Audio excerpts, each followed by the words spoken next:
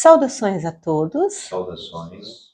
Hoje é dia 16 de fevereiro de 2025. O meu nome é Luciane Silva, estudante de quarta Câmara da Escola de Meditação Áureo Florescer. Trago com o meu real ser a conferência A Decapitação.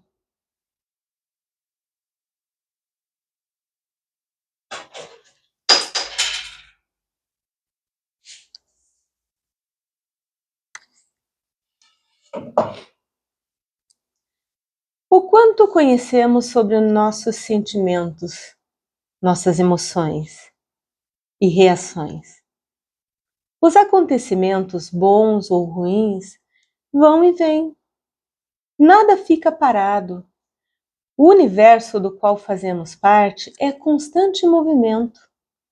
Porém, a forma como passamos pelos eventos nos diz como estamos, através das nossas reações.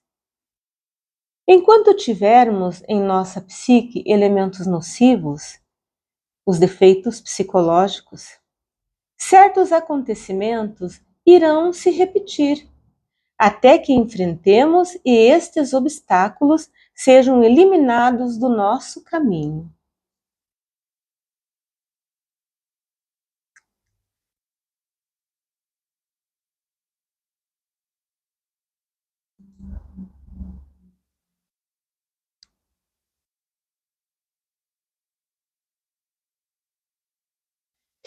Observando bem, perceberemos os nossos vícios, aquilo que se repete em nossa existência, que nos rouba a atenção e a nossa energia. Um instante para poder observar este gráfico, esta estrada.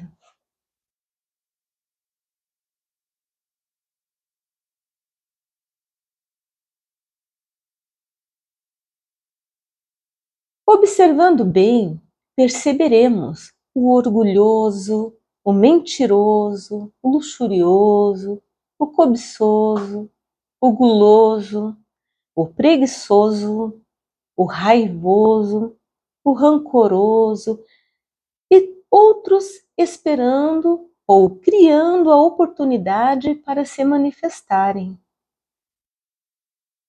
Todos eles tagarelando na mente, através dos pensamentos. Estes são os defeitos psicológicos, os obstáculos que estão no nosso caminho.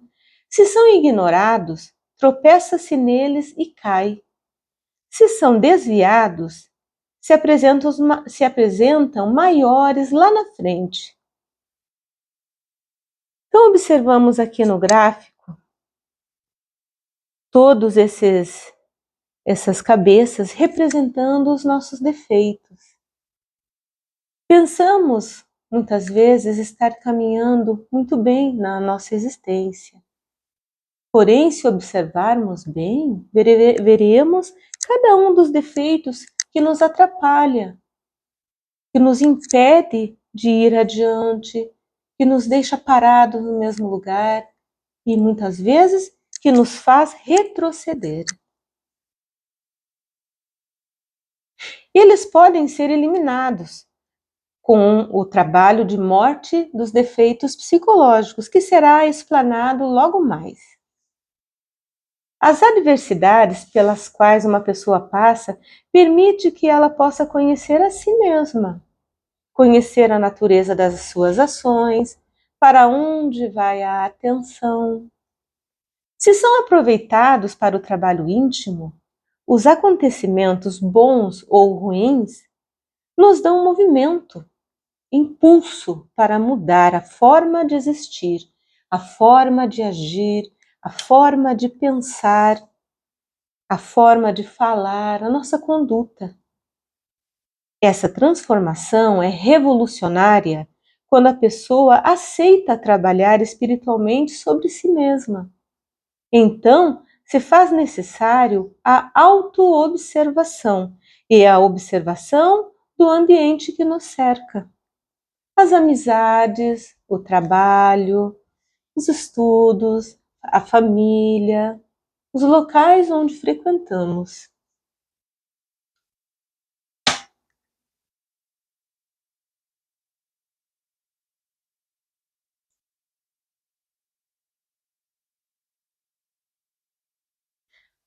A autoobservação de si mesmo é um sentido que está atrofiado nas pessoas desta humanidade.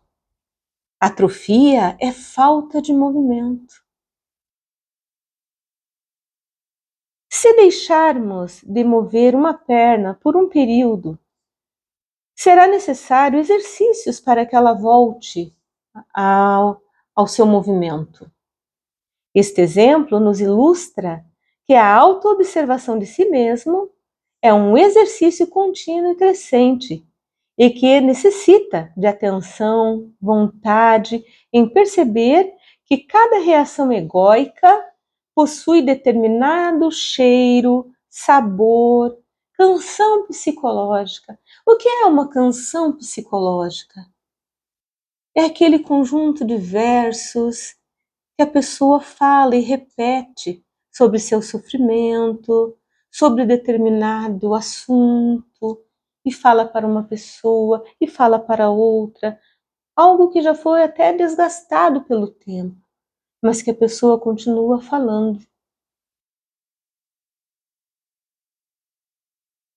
Ser um observador de si mesmo, ser um observador para acusar a si mesmo, a fim de apontar o dedo para os próprios defeitos. Nós percebemos aqui no gráfico as pessoas olhando para o reflexo no espelho.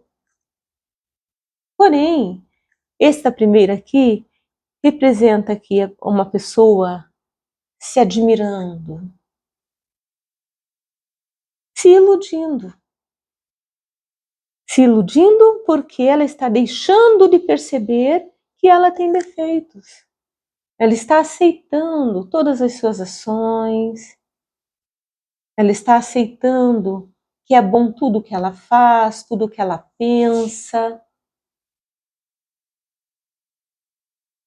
Neste outro aqui, vemos que essa outra pessoa, ela já se questiona e ela aponta o dedo para ela mesma. Será que minhas ações estão corretas? Ela começa a se questionar e apontar o dedo para perceber o seu caminho errado, sua atitude errada, para perceber os seus vícios.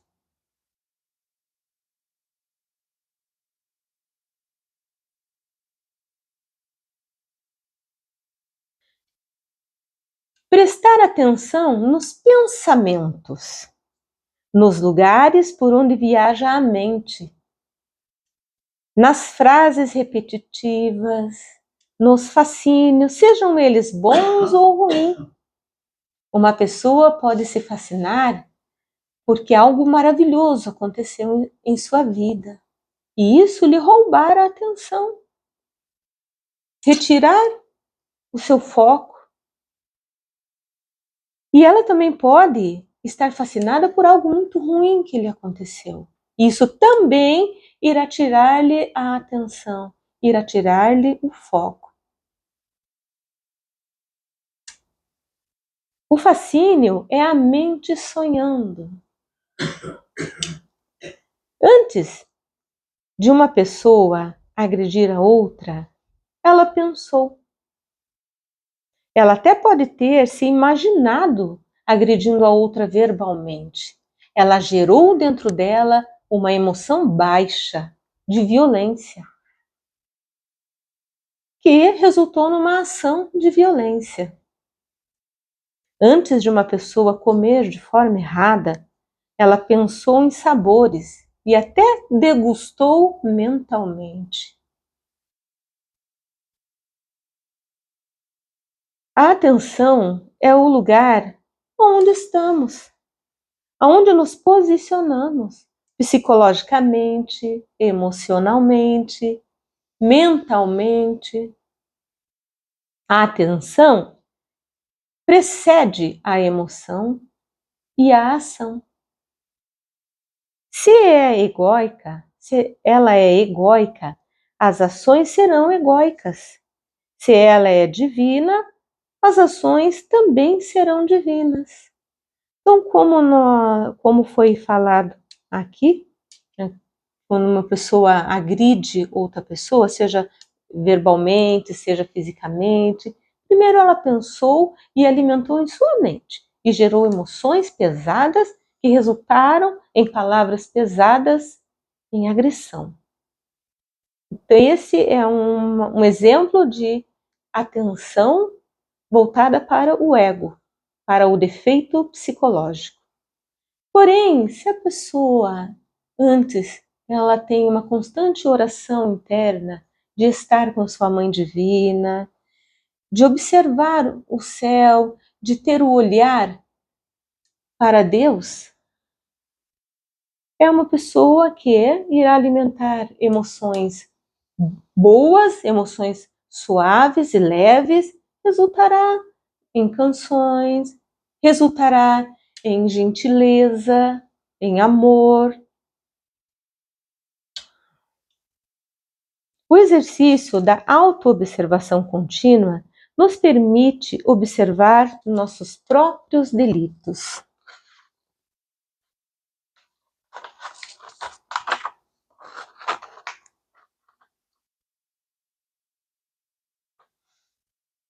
Quais são as nossas ações quando estamos sozinhos? Ou quando estamos com os amigos? Ou com a família, no trabalho, na escola? Em todos esses ambientes, conversamos com alguém, nós nos alimentamos, andamos.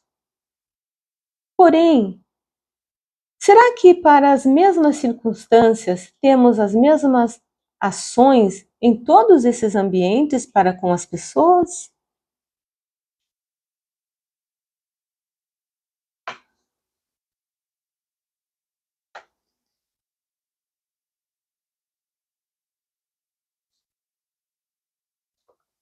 Podemos trabalhar sobre nós mesmos, percebendo o resultado das ações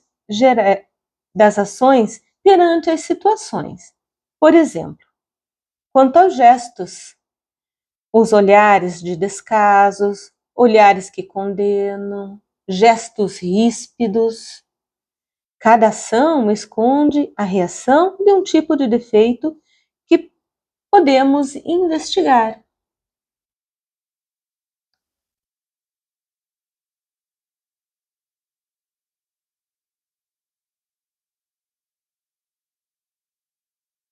Olhar as intenções das nossas ações, que acreditamos serem virtudes, para perceber o defeito disfarçado de cordeiro dentro de nós. Uma virtude no lugar errado pode trazer consequências sérias.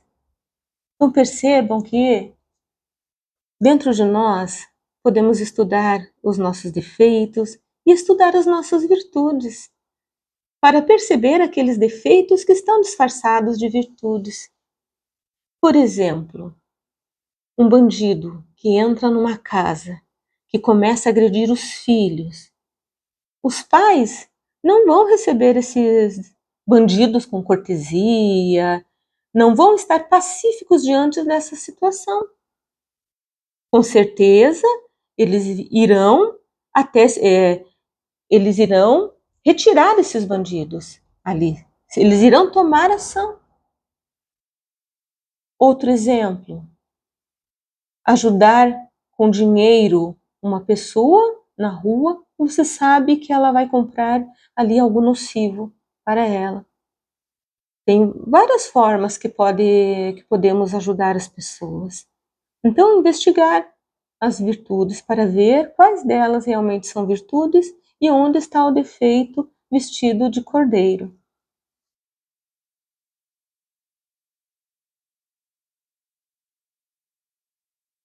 Ego é o conjunto de defeitos psicológicos: orgulho, ira, cobiça, luxúria, preguiça, inveja, avareza.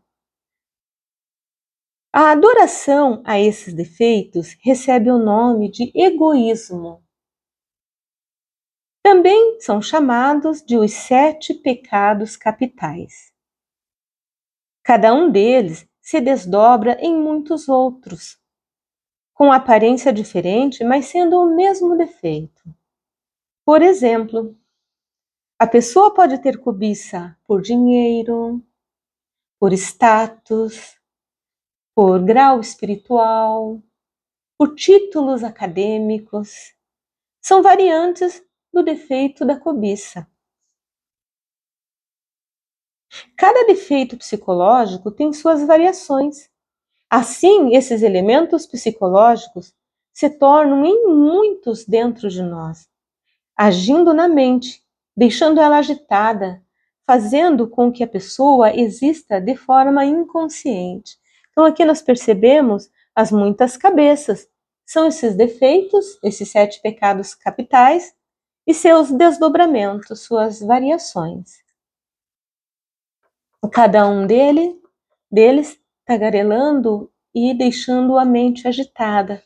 Então a pessoa caminha por essa estrada, não percebe aquilo que faz, porque existir de forma inconsciente é não perceber a si mesma, não perceber a forma que age, a forma como que fala com as outras pessoas, a forma como que anda, como que senta, não perceber a própria coluna.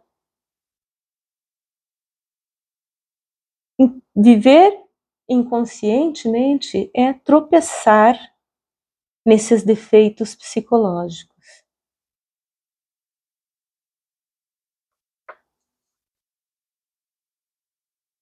A pessoa pode pensar, não deixo mais de cometer determinado delito.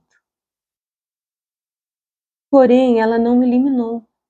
Então, por mais que ela desvie, o fato de não trabalhar a morte daquele defeito psicológico faz com que ele cresça, porque essa pessoa não percebe os momentos em que ela alimenta aquele defeito.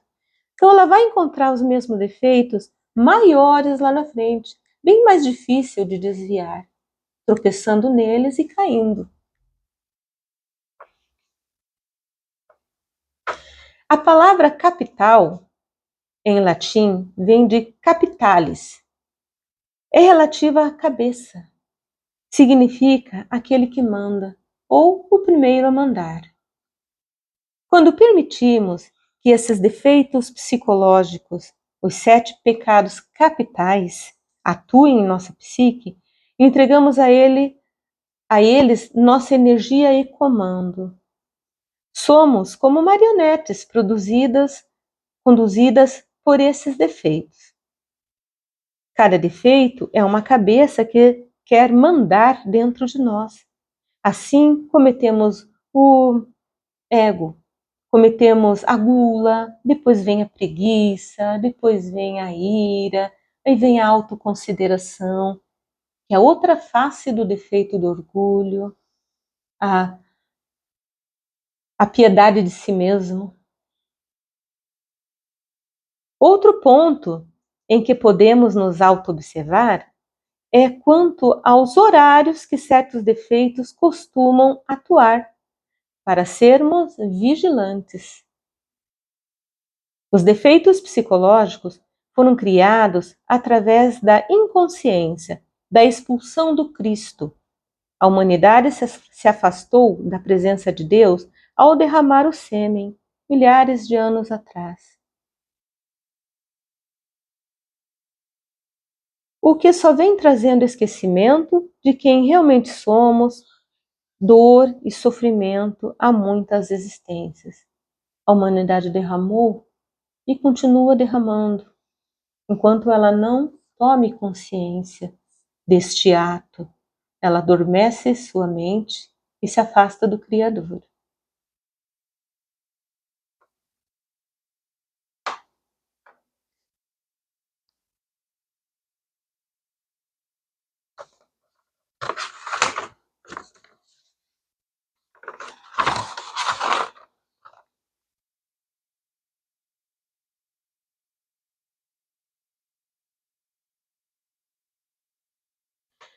Com o trabalho íntimo, podemos sair da ilusão, dor e sofrimento.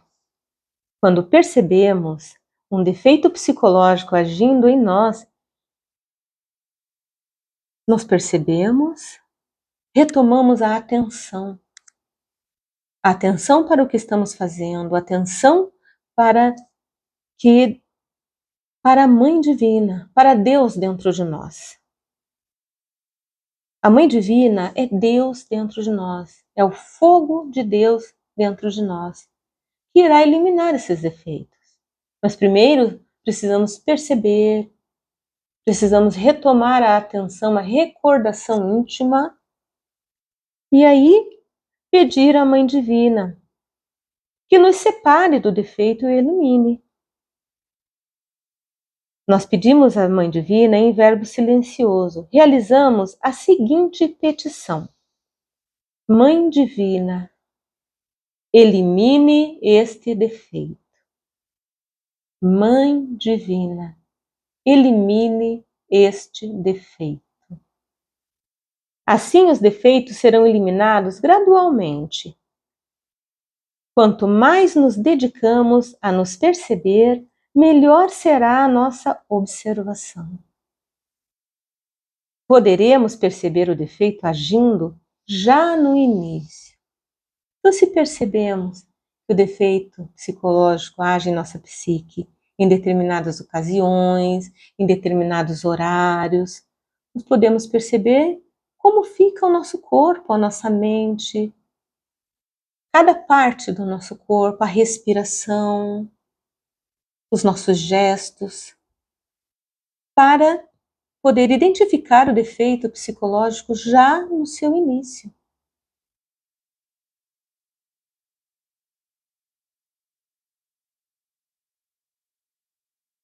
A decapitação do defeito psicológico, ela precede ao momento em que ele deixa de existir. Os defeitos psicológicos nascem com aparência infantilizada e vão se tornando monstruosidades à medida que são alimentados e crescem. Quando o trabalho íntimo de morte dos defeitos psicológicos é realizado, esses defeitos vão diminuindo até chegar na forma infantilizada novamente. A Mãe Divina corta a cabeça do defeito e ele vira poeira cósmica e deixa de existir definitivamente.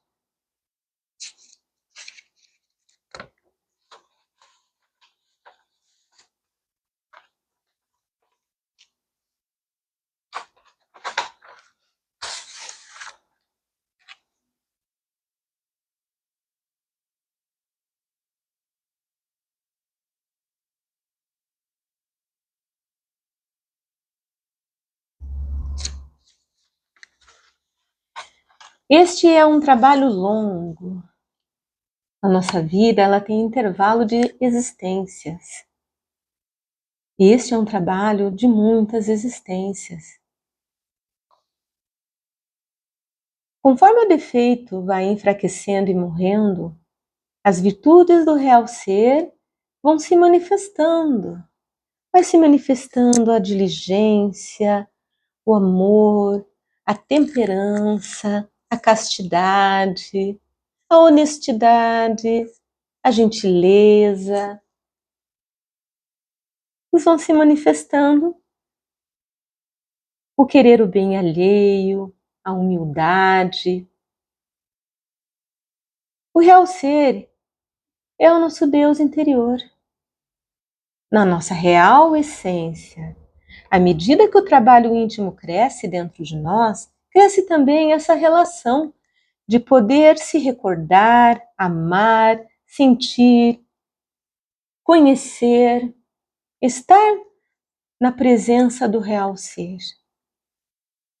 Este caminho sem obstáculos, porque virtudes são livres. Os defeitos psicológicos engarrafam estas virtudes, prendem, porque enquanto a ira se manifesta, não há como o amor se manifestar. Enquanto existe preguiça, não há como haver a diligência. À medida que os defeitos psicológicos são eliminados, as virtudes, que são livres, se expressam.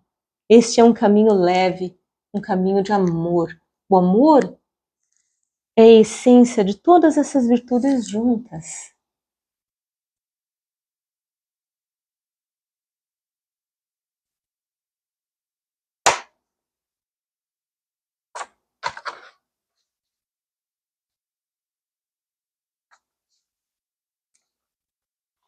Então, nós podemos aqui agora refletir acerca da meditação. O se aquietar, o se concentrar, trazer a presença de Deus para dentro de si, da Mãe Divina, que é Deus na forma feminina. Parar. Então, para praticar a meditação, o que é necessário para a pessoa? É necessário que ela pare. Ela pode estar sentada, ela pode estar deitada, mas que ela pare fisicamente e que ela busque parar a sua mente. Através da respiração, porque a respiração nos ajuda a se concentrar, a respiração nos ajuda a nos lembrar, a nos recordar. A pessoa, aos poucos, ela vai se acalmando e aos poucos ela vai percebendo a real situação, ela vai percebendo que as coisas não são bem como ela imaginava que era, ela vai sendo conduzida a estar em equilíbrio.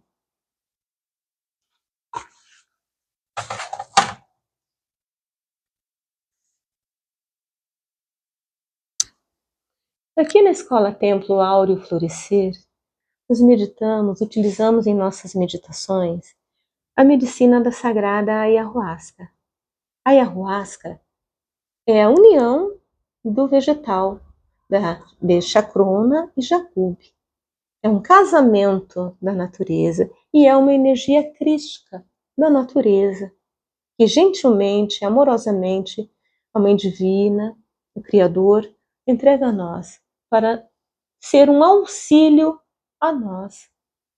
A chacrona nos dá visão, ela abre para que possamos enxergar. O jagube nos dá relaxamento, para que o nosso corpo e mente se aquietem, para que possamos enxergar, sentir a Mãe Divina, sentir a Deus, perceber os defeitos, trabalhar sobre nós mesmos. Essa medicina é entregue nesta escola de meditação gratuitamente. Os estudantes que aqui a utilizam são estudantes que são assistidos, são acompanhados, orientados.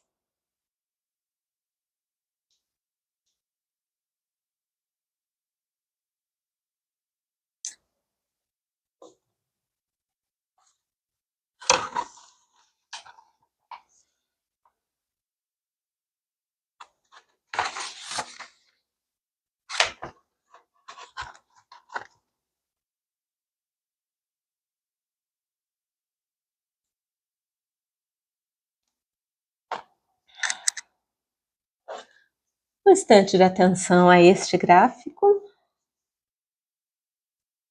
Sexualidade superior.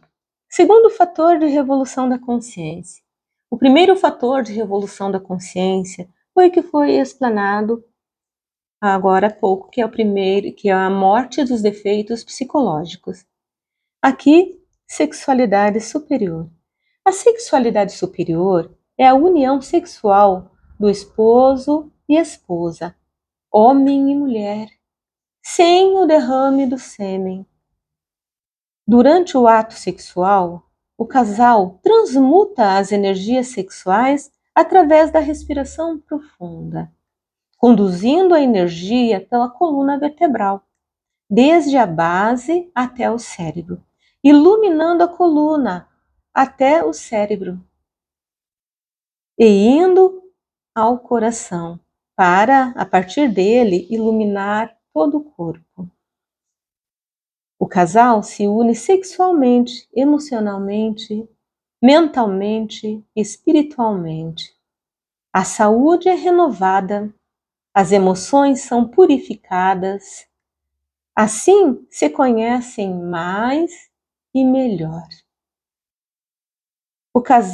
Quando o casal se une sexualmente, há também o casamento dos karmas de cada um. A sexualidade superior permite ao casal realizar petições e também trabalhar junto a morte de determinados defeitos psicológicos. Karma é o resultado das ações, boas ou ruins, de existências anteriores e da atual.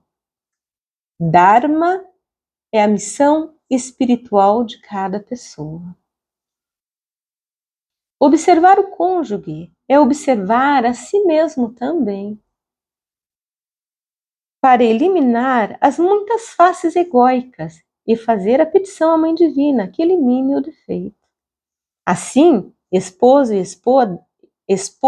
esposa se ajudam no trabalho íntimo. Para ascender ao Pai Celestial, é necessário morrer psicologicamente. Quando os defeitos psicológicos são decapitados e dissolvidos, não há obstáculos no caminho. O esposo e a esposa, ao se unirem sexualmente, sem o derrame do sêmen, se tornam castos. Para nutrir e fazer crescer a virtude da castidade, busca-se observar onde existe a luxúria dentro e fora de si. Dentro e fora de si, porque utilizamos o espelho psicológico. Nós olhamos para fora para enxergar o que tem dentro de nós. Quando percebemos determinada situação acontecendo, seja de inveja, de ira, de preguiça, buscamos dentro de nós aonde está aquele mesmo defeito para poder trabalhar. Então, observar que tipos de filmes e vídeos assiste. Observar a natureza do riso em determinadas piadas e imagens. Observar em que momento os órgãos sexuais, o coração e a mente se agitam. Os solteiros esperam em oração íntima e petições a Deus pela chegada de sua alma gêmea. Esperam em celibato temporário. No celibato, os solteiros mantêm a energia sexual dentro do corpo. Não há expulsão de sêmen. Utiliza-se a respiração profunda para acalmar as energias sexuais e voltar ao estado de equilíbrio mental e emocional. Aproveita-se o ginásio psicológico para se auto-observar e praticar a morte dos defeitos psicológicos. O ginásio psicológico são todos os eventos que nos ocorrem em todos os dias. Pois esta existência ela é uma grande escola, onde eventos se repetem, muda-se os aspectos, muda-se o cenário, mas o contexto é o mesmo.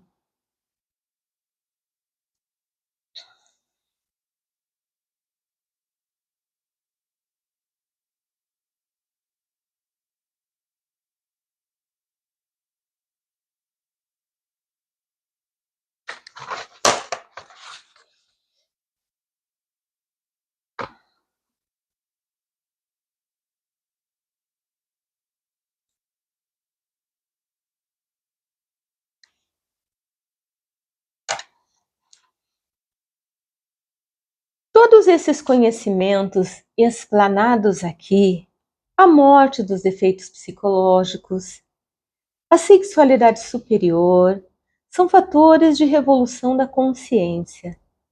A entrega gratuita desses conhecimentos, sem nenhum interesse comercial, sem Comercializar com o que é sagrado é o sacrifício pela humanidade. O terceiro fator de revolução da consciência. Para que estes conhecimentos cheguem pela graça do Criador até as pessoas e estas possam trabalhar sobre si mesmas. Cada um que dá atenção a esses valores espirituais e os pratica verdadeiramente, acendem sua luz interior e brilham. Observem o gráfico.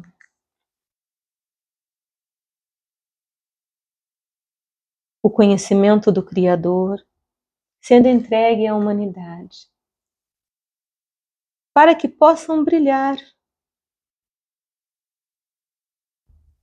para que possam entregar amor, para que possam nutrir juntas as virtudes, para que possam entregar umas às outras.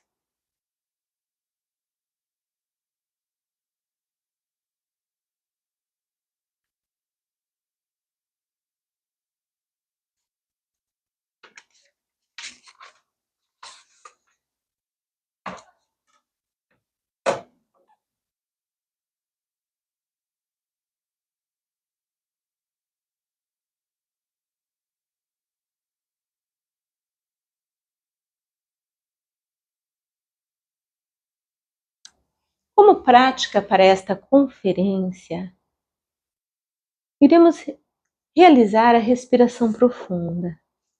A respiração profunda é uma ação que nos ajuda a recordar, que nos traz a recordação, que nos traz equilíbrio. A pessoa pode escolher um momento do dia, um momento que ela queira, e deitada ou sentada. Ela pode recapitular determinado defeito psicológico que a aflige naquela semana ou naquele dia. Para estudá-lo e para buscar o que antecedeu a manifestação deste defeito psicológico. Para buscar a natureza que gerou este defeito psicológico, sua reação, que gerou dentro desta pessoa as emoções e que resultaram em determinadas ações. Então ela vai se acalmar mentalmente, buscar dentro dela quais foram as emoções que ela sentiu antes das ações. Então, respiração profunda.